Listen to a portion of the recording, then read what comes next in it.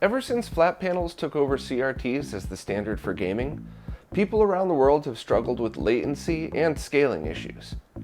While some consumer TVs and monitors have finally begun to achieve some pretty impressive results, none have truly compared to a CRT. Just over a year ago, word started to spread that someone named Zeiss had created a kit that removes the lag from certain LCD displays. I interviewed Zeiss and over the past few months have tested the solution on a Samsung panel. Is this the BVM killer we've all been waiting for? Not at the moment, but Zeiss has made some great progress and it certainly has a ton of potential and may still be a monitor that you're interested in.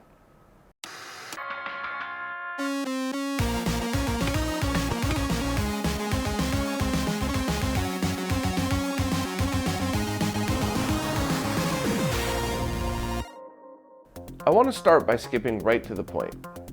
The Zisworks kit is a zero-lag integer scale solution, and while it will work with consoles, this was designed to work with PCs with native DisplayPort outputs. I'll go into detail about what all of that means, but I just wanted to be upfront about that, because as I said in the intro, this isn't quite the BVM killer that many of us hoped it would be, at least today. But I do still love this thing and I want to talk all about it, so let's jump right in. I was able to pick up a Zisworks kit for the 28-inch Samsung UH750, which is already a decent monitor. Latency was pretty good, averaging 3.6 milliseconds at the top and 10.6 milliseconds in the middle of the panel.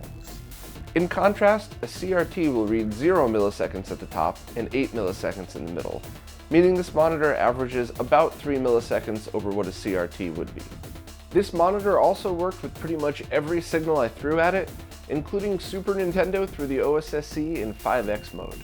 And to be honest, compatibility is kind of a big deal for anybody that's using this for retro gaming because no two consoles are alike, and anybody that's ever had to deal with compatibility issues knows exactly what I'm talking about. So overall, for about 350 bucks, it's a great panel right out of the box and probably is good enough for most people. But I can't wait to see how much the lag drops when installing the Zisworks kit, as well as how good the integer scaling looks. So let's jump in and start installing it. Installing the kit was pretty easy, and to be honest, the hardest part was getting the back cover off the monitor. I didn't get footage of that since it was really awkward to remove, but I'll say this, if you're getting the Samsung Zisworks kit, do all of your testing with the back off, as you really don't want to take this thing apart multiple times. Other than that, installation was simple. All I did was remove the old boards, put the new ones in its place, then swap out the pin connector for the power button. The instructions showed some complicated ways to mount the power board, but I just used some industrial strength double-sided tape. It does a good job isolating the components on the bottom, and that sucker's in there tight. I'm sure bolting it to a metal bracket would have been better, but I can't see this coming loose anytime soon.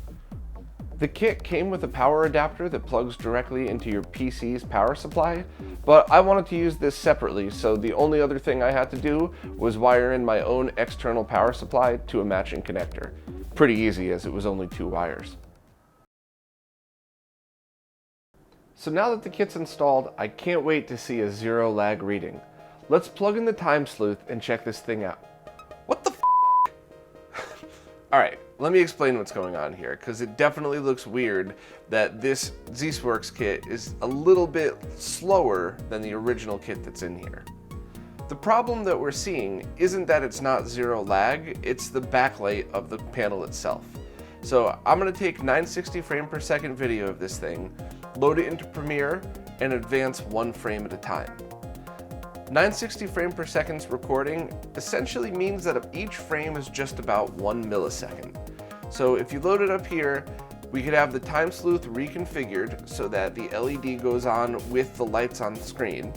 And if we advance very carefully, 1 frame at a time, you'll see that the panel actually does turn on at the exact instant that the time sleuth lights its LED.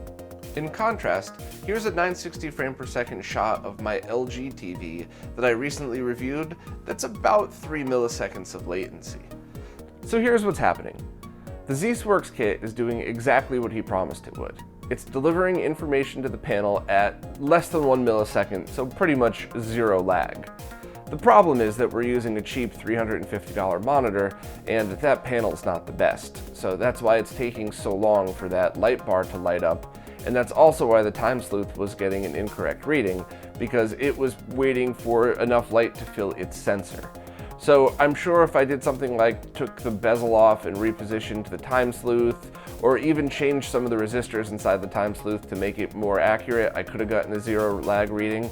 But I don't think that's a fair method of testing, because then it would skew the results of everything else that I used on the time sleuth. And as I proved with the CRT footage before, the time sleuth is working perfectly and able to detect 0 lag.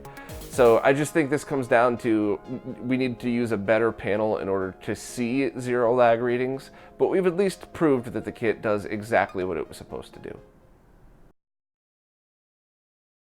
The Zisworks kit was always intended to be used with a computer that has a graphics card with native DisplayPort output.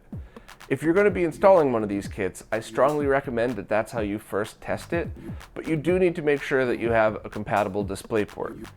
The original computer I tested it on was an old Dell computer, and I believe the DisplayPort output was connected to an Intel integrated graphics card that just wasn't compatible at all with the Zeiss monitor. I'd either lose all display control, or the mouse wouldn't work, or you could tell right away something was up. I did end up upgrading my PC to a GTX 1070 card, and it seemed to work great. I did get a few bugs here and there, but in talking to Zeiss, it seemed like that may have been other issues. But basically, the kit supports 4K 120, 1080p 240, 720p 300, and 540p at 480 Hz. Also, each of the resolutions are integer scaled into 4K, meaning it's really sharp. You could launch the monitor in different EDID modes, but you'll be able to force any supported resolution via your video card software. I didn't test too much on a PC as I'm normally a console gamer, but it seemed to perform really well in most cases, and as long as you're able to dial in the exact settings you need, this might be a great monitor for people that require a very fast refresh rate. And while I did run into a few issues, it seems like if I just spent some time in the NVIDIA control panel, I really could have got it worked out perfectly. Before we could use anything other than a PC, we have to look into HDMI to DisplayPort adapters. Now, I was told there were a few that might work, but this very, very expensive SIG converter didn't work at all. I ended up having to use this StarTech converter, which, while it mostly worked, it only supports up to 4K 30. So you certainly couldn't use this adapter to play something like an Xbox One or PS4 Pro. So overall, the DisplayPort situation is disappointing at the very least, but at least there are solutions out there. Okay, here's what I've been waiting for since I first heard about this kit. Here's an official arcade CPS2 with the HDMI kit installed through the Zisworks monitor. And holy crap, does this look good. I mean, wait, what? Again? Alright, so the good and the bad. The good is, this looks ridiculous. I mean, I can't even begin to describe how awesome the integer scale to 4K makes these games look. Unfortunately though, it just won't work right. I keep getting these weird error messages, and even getting this thing to turn on at all with a console plugged in was near impossible. The consoles that did work took so many power cycles before I even got an image on screen, and I did try all the different modes. So I'm kind of heartbroken because I cannot even begin to describe how good this looks in person. It looked so good that when I was testing, I found myself getting lost into playing these games just because they looked so incredible and I didn't want to stop. It was really annoying that I couldn't get some of these to work, and it got even worse when I tried other consoles. The Mega SG, the native HDMI outputting FPGA-based Genesis, doesn't work at all.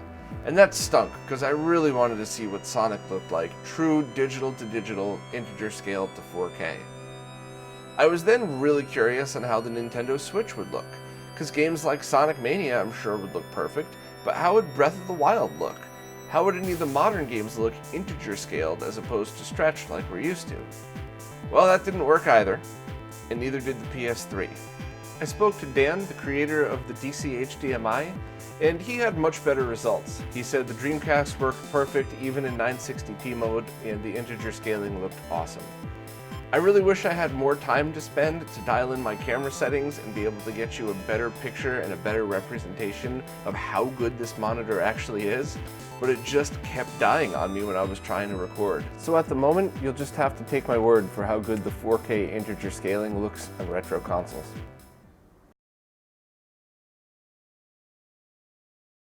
So I'm sure throughout the course of this video, you've already picked up on the fact that I'm super frustrated with this monitor because it's so close to being amazing. The way it stands today, I imagine somebody with a high-end gaming rig that requires either integer scaling or super fast refresh rates at lower resolutions, or just a combination of both, would probably be interested in it. Or if your retro gaming setup is exactly set up in a way that would be compatible with this. I guess one example would be Dan's Seiki 38-inch version of this kit with the DC HDMI seems to look pretty amazing. So if you have a setup that you know is proven and working, or if you hear of one, then maybe it would be good for you. But for me personally, I'm really looking towards the future and to see if Zeiss comes up with anything else. I have to reiterate once again that Zeiss has never ever said that this was going to be a retro gaming monitor. It was me who heard about the monitor and thought of ways that I could use this in those scenarios. So by no means am I upset with Zeiss, and to be honest, I think I've frustrated the heck out of him with a million emails and a million questions, and hopefully he'll still talk to me at the end of this. But I really am genuinely excited for the future. I just think a kit like this requires a few major changes. I think first and foremost, it would have to have some kind of HDMI input, so you didn't need any kind of converter whatsoever.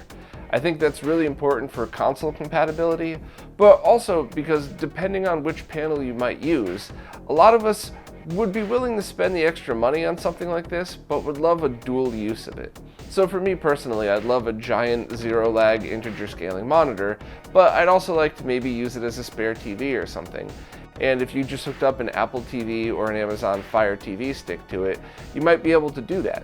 You don't have to worry about how integer scaling would look because both of those could output native 4K, and it might be kind of neat. So you get the advantage of a spare TV if you need one, and the coolest gaming monitor on the planet. I also think that it should be compatible with a bunch of more different displays and possibly even OLED TVs, so you really get the advantage of things like the fast backlights, and you might be able to get better quality panels. Because overall, I wasn't too happy with that Samsung monitor. I didn't hate it by any means, in the context of this video, I was really trying to put it up next to a Sony BVM to see if it could be the BVM killer that we've all hoped for. And while it's not, it certainly has the potential, because if you think about the ways that you might want to compare it to a BVM, so lag is absolutely not an issue at all anymore, and neither is resolution, much like something like a D24 or a D20. Whatever you throw at it, it's just going to work, and you don't have to worry about scaling it to a proper resolution because of that integer scaling built in. So if the compatibility could be increased so that you could really just throw, any kind of retro gaming resolution from 480p up, I guess anything before 480p, there's enough scalers like the OSSC to bring us forward. But other than that, if the compatibility could be increased like that with an HDMI input, it would be absolutely amazing. As well as the fact that, if you really think about it, bringing a couple of these to a professional event would be reasonable, whereas carrying around those huge RGB monitors, while it's amazing and I prefer the experience, I can't imagine that that's going to last for too much longer with any professional gaming events, unless it's at a stationary location like Next Level, because it's just too hard to drag those things around the world. So overall, the kit itself does everything that Zeiss told me it would. It does do great integer scaling, it does work great with the DisplayPort output of a computer, and it is compatible and a very easy installation. It just didn't do the things that I wanted it to do, which I guess is a bit unfair. So while at the moment I don't think there's any updates planned, hopefully Zeiss would see this video and understand that while this monitor wouldn't be for everybody, I think your average gamer, whether it's retro or modern, would just like a lower lag flat panel gaming display that you can get for a few $100s. I do think the amount of people that care enough about the highest quality experience possible, whether it's for pro gaming or whether it's just something you love very much and take seriously, I think there's enough of us out there to justify a new round of kits at some point that's really focused more on the gaming community, the console gaming community, rather than the PC gaming community. Just my input though, just my thoughts, so I'll keep everybody updated, and I hope that I'll soon have a follow-up video and that this won't be the last you'll hear from me about this. Hopefully I could talk to Zis again, maybe get a couple firmware updates, try a different board, whatever I can do, and do a follow-up video. But my final conclusion, this isn't the BVM killer I was hoping for, but it really could be someday, and who knows, maybe it would be someday soon. Well, that's it for this time. Please don't forget to subscribe to this channel, and if you'd like to be kept in the loop of everything going on in the retro gaming scene, check out the weekly podcast that's available here, as well as everywhere you could find audio podcasts. Also, these videos and RetroRGB.com are all supported by donations, so please consider signing up for any of the support services, because even just $1 a month would make a big difference. Thanks again, and I'll see you next time.